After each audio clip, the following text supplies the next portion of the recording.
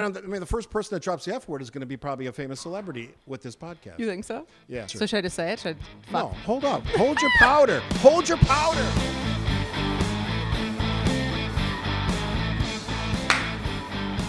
Scared me.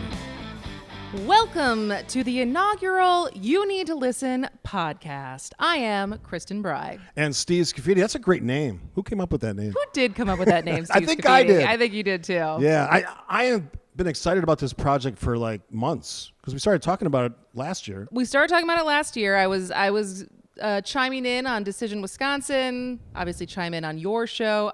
And we had been friends now since 2020.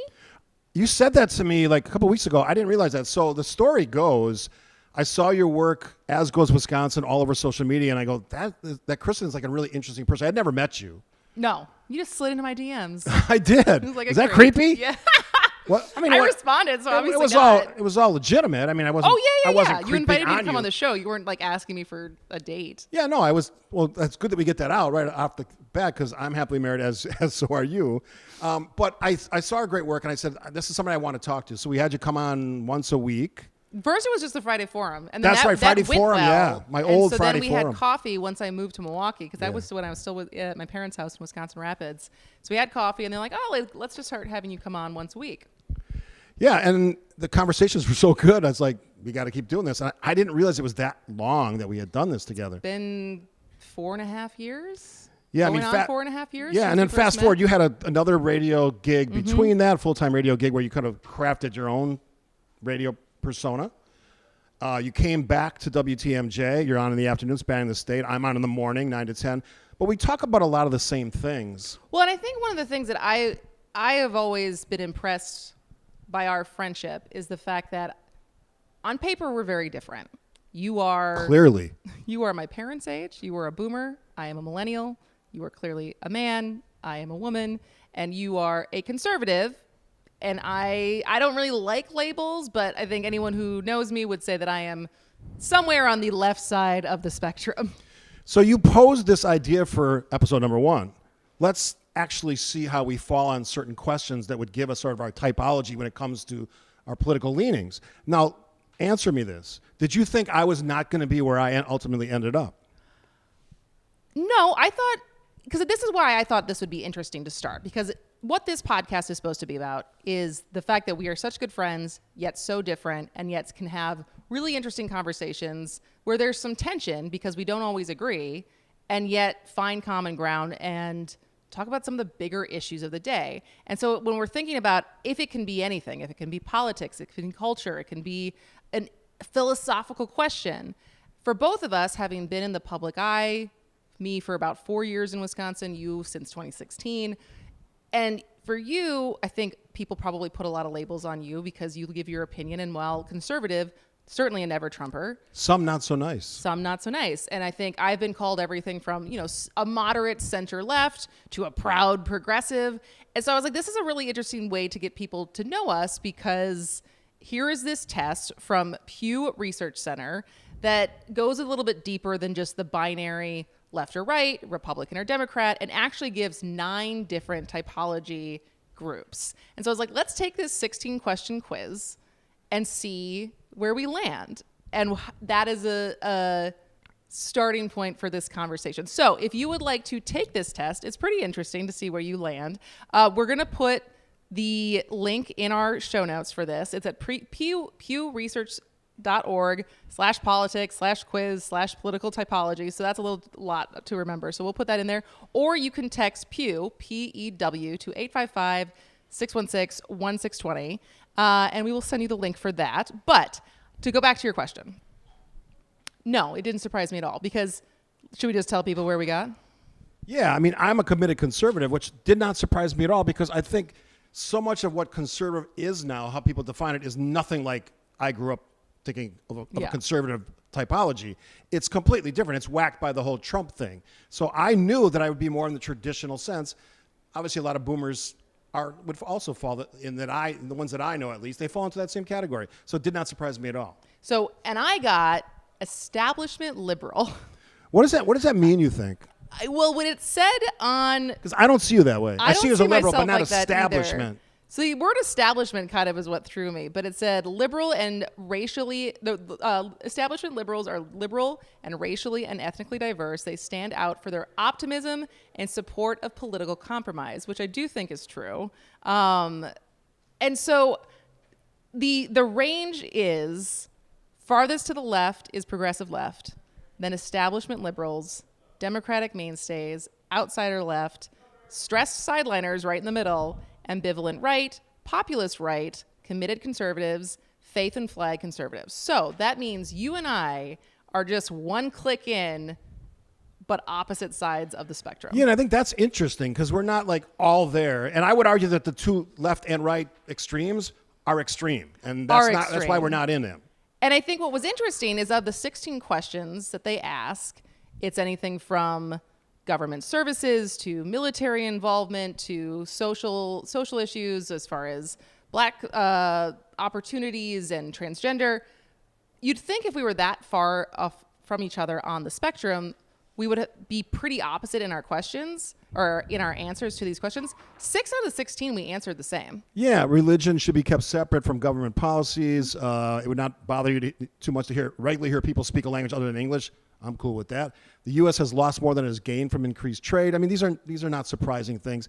The differences, I would argue that some of these differences are based on the nuance of the question, at least the way I interpreted it. Yes, I completely agree, because I think some of the questions were pretty broad. Because when you ask a question like, are people who are serving time for crimes right now spending too much time in prison, too little time in prison, or just about the right amount of time? Are we talking about convicted murderers? Or are we talking about possession, like drug possession crimes? Like there is a huge range in there as far as what the crime was and how much time they're serving and all of the nuances that go into the justice system. So like some of the questions felt I could be convinced to say otherwise. Yeah, I mean, I read it as everything. So, one of the things that talk radio has spent a lot of time over the last decade is talking about reckless driving and car theft in Milwaukee and the fact that these people are just repeat offenders. And I've talked to detectives in Milwaukee. Some of these people, 18 arrests, 21 arrests for the same thing over again, and they're not serving any real time. And certainly at that number, you'd think they'd be in jail or prison for a long time. It's the same thing when you hear even in outside Wisconsin, like outstate Wisconsin, when there's guys who have had 17 DUIs and it's still driving. Yeah. How is that a thing? Well, Wisconsin is the drunkest state in the nation. That's not even close. And I've said this before, and people get mad at me. Why do they get mad at you? Because they don't. Who wants to be thought of as a drunk, other than drunks? I mean, I think a lot of people take this is getting off the as a point of pride. Sure.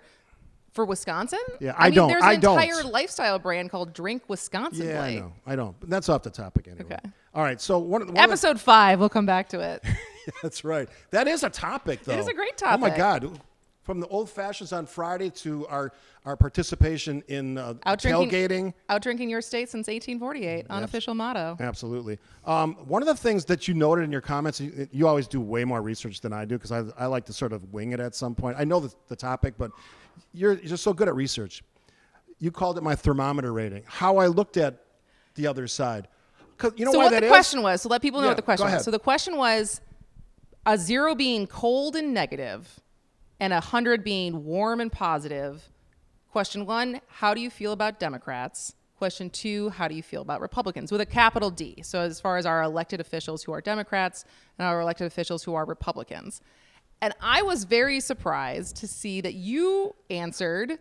I rate them high on both sides. I don't disrespect. I don't disrespect people. It was 80. It's not about respect. It's about your feelings towards them. I don't hate like that. Like the classic Trumpian Republican conservative now hates the other side.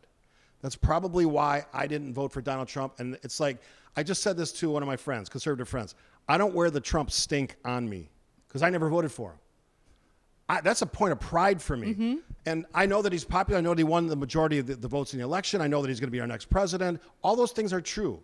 And I hope that in some way he sort of maintains the profile of what I think a president should be. I'm not optimistic about that, but I hope, because sometimes it's about legacy, and maybe even Donald Trump understands I want my legacy to be someone who got things done. Mm-hmm.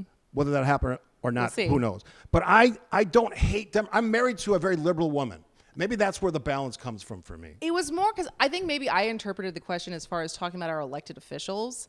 And I think I am disappointed by almost all of our elected officials these days. And that's why I don't really like to wear the label of Democrat. You asked me the other day, have you ever voted for a Republican? And I was like, I don't think so.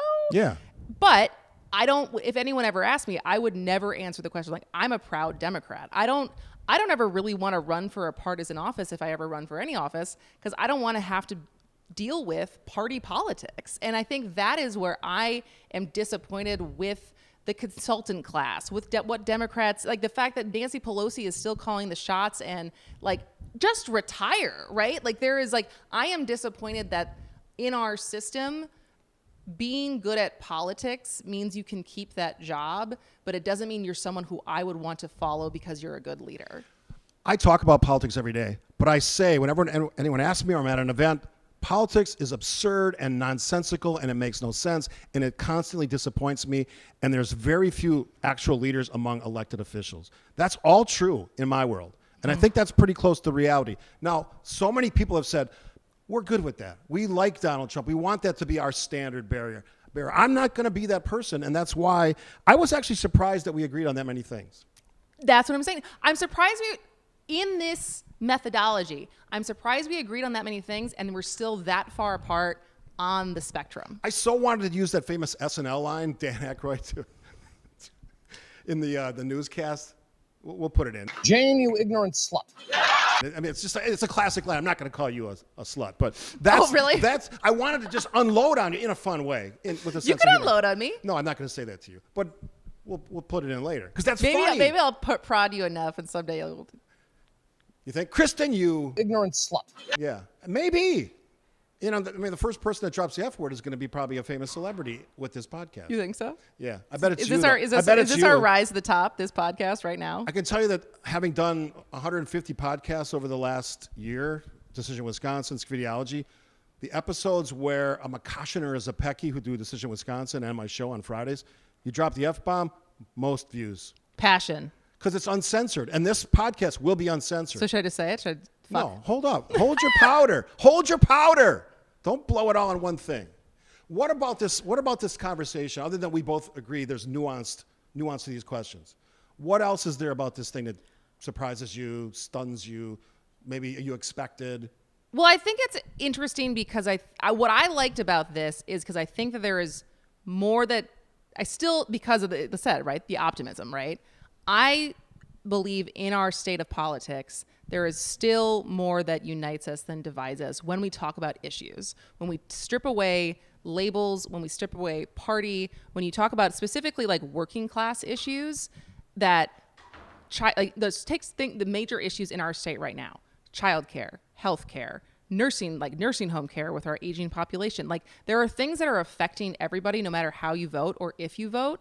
And if we focused more on that stuff instead of DEI and woke and all of this garbage that is just a distraction, but it fires people up, we might actually get stuff done. And so I think that is what's interesting to me about both our friendship, about this podcast, about this quiz, is finding things that, there is similarity and ability to talk about things without immediately labeling someone and being like, nah, not for me. Do you think our senses of humor are part of the reason we get along, even though we sort of disagree politically? I think that's part of it. Yes. We can laugh at things, even when you go too far and I call you out. All right, and I've done that too. When have I ever gone too far? Well, I don't know an example, but you often go too far. But I just let it go because that's you. I know how you are. Because 4 years, now coming on 5 years, we've sort of learned each other's mojo and when to let the person run or jump in. Like, that's it. Yeah. And I love that stuff. That's one of the reasons we're doing this, because I see an opportunity. When we were talking about doing this podcast, I looked. There's not a lot of podcasts with this difference, these obvious differences, gender and ideology and everything else, age. I think that's an opportunity. And maybe we show people, or in the form of a conversation, what's possible. Because you know this. You do a show. There's not a lot of this going on. No. Nobody cares. Most of my friends could care less what a millennial thinks about anything. Or they don't even know what the generations are. Okay, boomer. Yeah. Okay. Which is one of the things that does piss me off. Getting called a boomer? Yeah. Because Do you not identify as a boomer?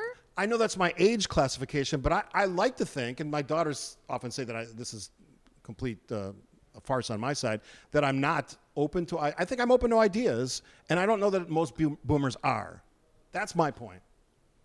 They're very set in their ways. They don't think you're open to ideas, or they do think you're open to ideas? They tease me that I'm not. Okay. Now, maybe deep down inside they think that I am, and I know my daughters respect me, so I'm not worried about that level of respect, but it's just something that frustrates me because I would like to think in the way I talk and the way I do shows and the nuance that I try to put into these conversations, which is really what this is all about, that I do see beyond the boomerisms that a lot of people my age sort of fall into. I think you do. Yeah, and I think that's the cool part. I think there's times you don't.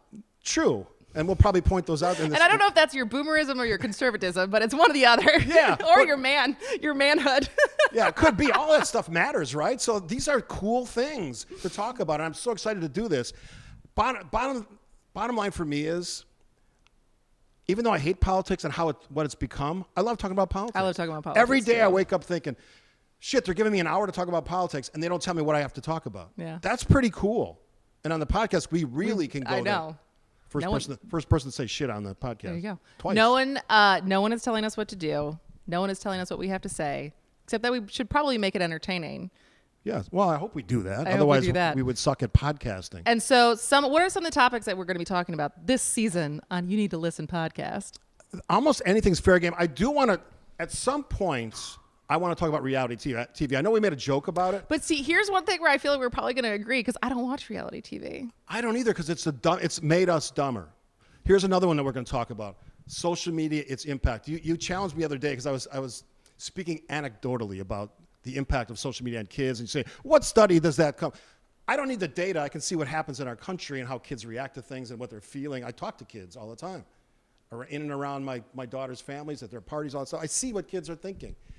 And it's sort of this way to kind of judge where we are at, and I'm concerned about social media. So you are one of the best at it. I don't know if that's true, but you're good at it. Partake. That's the whole reason we met, because Yeah. you're good at it. As goes Wisconsin. You can still find that stuff. Still up. Still cranking out those videos. Let me ask you this. This is a non-serious question. Do you ever do these obsessively weird and nonsensical TikTok dances? No, not really. Good. Thank God for that. I've done it jokingly to make fun of myself, but never seriously. What's the I'm point of that? I'm not really? a good enough dancer. What's the I don't point of know. that? They're fun. Oh, it's not fun. It's stupid. Especially when housewives do it. Homemakers. You're getting off topic. We have a whole other episode that we can do on social media. Well, you asked me what we're going to talk there. about. These are some of the things. All right. Well, what are the next one? Can we pitch what the next one's going to be about? I've already forgotten what it is. All right. I remember what it is. So this is a bigger philosophical question that I think will actually get to our differences. So I saw something the other day that we love as a society. We love stories of people coming together. This is obviously in reaction to the stories that we're seeing coming out of California and the fires and everything that's happening in LA. And we love a good GoFundMe story. And yet there is a part of the population that is very hesitant to build a government that shows up and supports people. And so I want to talk about that in our next episode and dive into what is the role of government and what is our role for actually taking care of one another? That's one of the questions. And I think we did answer that one differently. Government services. What should a government do? Yeah. I think we have vastly different opinions on that. Here's a final thought. This has just been very topical lately because of the fires. We have now made political government response to tragedy and horrible events, hurricanes. That's become a political football now. I know. Now they're saying in California, we're not going to give them the funds unless they give us something back. What kind of a twisted reality is that? That drives me nuts. And those kind of things are some of the stuff we're going to dig into. Another thing we can agree on. I love that. Kristin Brey, Steve Scaffidi, this podcast is going to be a blast. Tell your friends. You need to listen. WTMJ.com or wherever you get your podcasts. We're going to do social media on this. We're going to do a lot of fun things over the course of the whatever. And years. email us. Email us topic ideas. Email Yeah. us questions. What's your email? Steve.Scaffidi, 2Fs1D at WTMJ.com. And I am KBREY at goodkarmabrands.com. We'll put this all in the show notes. Thanks for listening, and we'll see you next time.